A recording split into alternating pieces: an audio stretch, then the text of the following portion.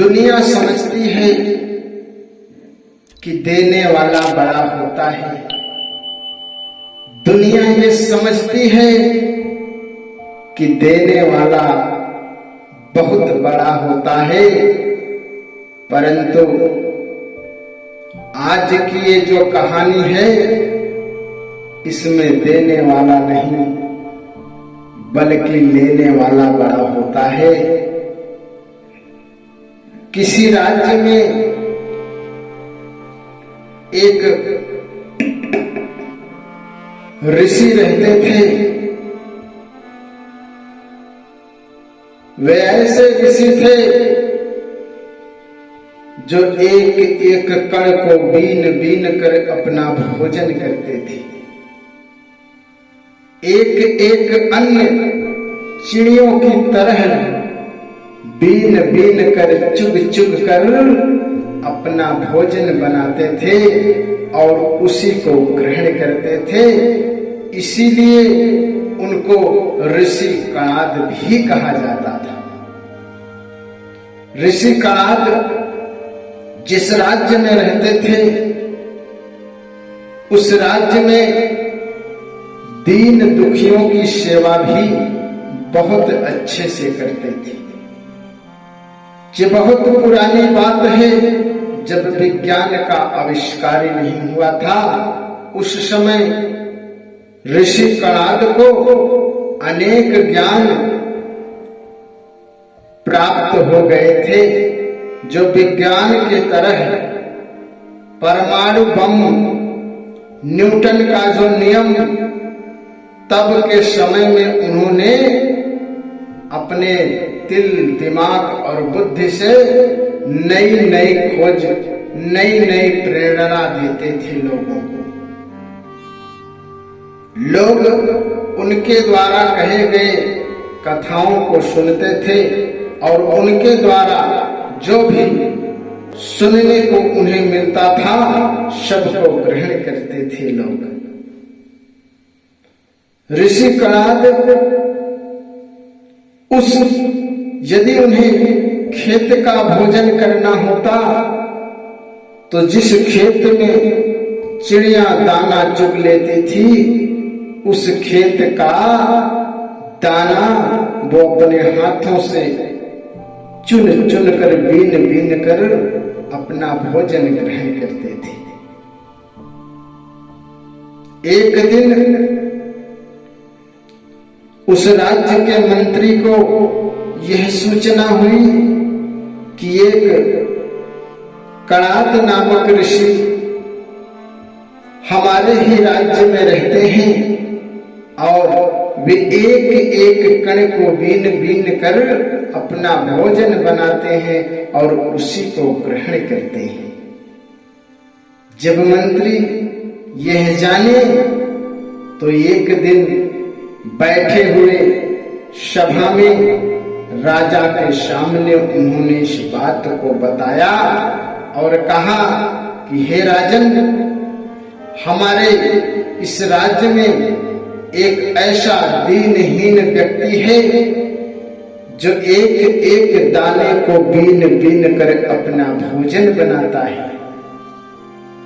राजा को आश्चर्य हुआ कि हमारे राज्य में ऐसा कौन सा दीनहीन व्यक्ति है जिसे एक कण कण बीनना पड़ रहा है। राजा को उत्सुकता हुई कि ऐसे कौन से ऋषि हैं या दरिद्र आदमी हैं कि बताइए वो चिड़ियों की तरह एक एक दाना बीन कर अपना भोजन ग्रहण करते हैं। तो मंत्री ने कहा कि उनके बहुत से शिष्य हैं, वे बड़े ज्ञाता हैं और छोटी छोटी बातें बताकर लोगों को नई नई सीख देते हैं। राजा ने सोचा कि चलो उनसे हम भी मिल लें और उनके विचारों को सुनकर कुछ संतुष्टि हो। राजा सभा से अपने राजमहल में गए, थोड़ा सा उदास थे। तो रानी ने पूछा कि आप बड़े उदास दिख रहे हैं, क्या बात है? तब राजा ने सारी बात बता दी रानी को कि हमारे राज्य में एक ऐसा दीनहीन व्यक्ति है, परंतु बहुत विद्वान है। लोग कहते हैं कि बहुत विद्वान है, परंतु मेरे एक बात समझ में नहीं आई कि वो एक एक कण बीन बीन कर अपना भोजन क्यों करते हैं। हो सकता है कि बहुत दीनहीन हो और चलकर उन्हें कुछ दान दे दे। तो रानी ने कहा, ये अच्छी बात होगी, चलो हम भी चलते हैं और ऐसे महान ऋषि का दर्शन करते हैं। मंत्री, राजा और रानी तीनों लोग कुछ धन लेकर ऋषि कणाद के पास पहुंचे।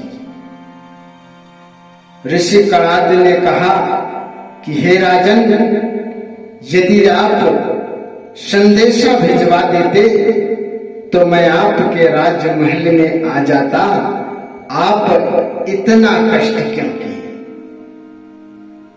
तो राजा ने कहा, मुझे आश्चर्य है कि तुम इतने भले पुरुष हो, परंतु एक एक दाना बीन बीन कर तुम अपना भोजन करते हो।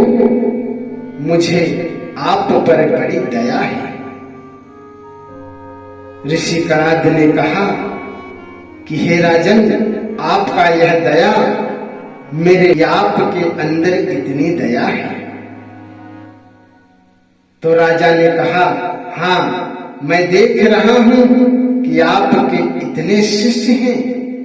इतने शिष्यों से यदि आप चाहते तो थोड़ा थोड़ा अन्न लेकर भी अपना भोजन कर सकते हैं, परंतु आप ऐसा क्यों नहीं करते? तो ऋषि कणाद ने कहा कि हे राजन, जिस तरह से मैं अपना भोजन बीन बीन कर करता हूं, जिससे मुझे आभास रहे कि ये प्रभु, ये भगवान जिसने हम सबको बनाया है, वो मैं भी उसी प्रकार प्रभु का एक एक दाना दिया हुआ एक एक दाना बीन बीन कर खाता हूं, ताकि मुझे एहसास रहे प्रभु मेरे आंखों से ओझल ना हो। तब राजा और रानी दोनों लोग वो जो धन ले गए थे ऋषि कणाद को देने लगे। ऋषि ने कहा, नहीं, मैं यह धन नहीं ले सकता, क्योंकि मैंने प्रण किया है कि जिस तरह से जितना भी गरीबी वाला जीवन होगा, उस गरीब की तरह बनकर रहूंगा, उसी की तरह भोजन करूंगा, ताकि मैं अपने जीवन में कभी ये ना सोचूं कि मुझसे भी गरीब इस दुनिया में होगा। गरीब से गरीब जीवन व्यतीत करने के लिए मैंने प्रण किया है। ये धन आप मेरे शिष्यों को बांट सकते हैं, मुझे इस धन की कोई आवश्यकता नहीं। राजा को आश्चर्य हुआ। रानी भी आश्चर्य में उस ऋषि को देखने लगी और राजा से बोली कि देखो, हम लोग इसे दरिद्र समझ रहे हैं कि इसके पास कुछ नहीं है, लेकिन सत्य तो यह है कि हमारे पास कुछ नहीं है। इतना धन होते हुए भी हम लोग और धन की अपेक्षा रखते हैं और धन की लालच रखते हैं, परंतु इस ऋषि के पास कुछ नहीं है। एक एक दाना बीन बीन कर खा रहा है, परंतु हमारे धन को ठुकरा दिया, हमारे धन को ठुकरा रहा है। अरे धनी और बड़ा तो यह है, यह सबसे धनी और सबसे बड़ा व्यक्ति है। गरीब तो हम हैं जो इतना होते हुए भी धन की लालच रखते हैं, धन की लालसा। हमसे तो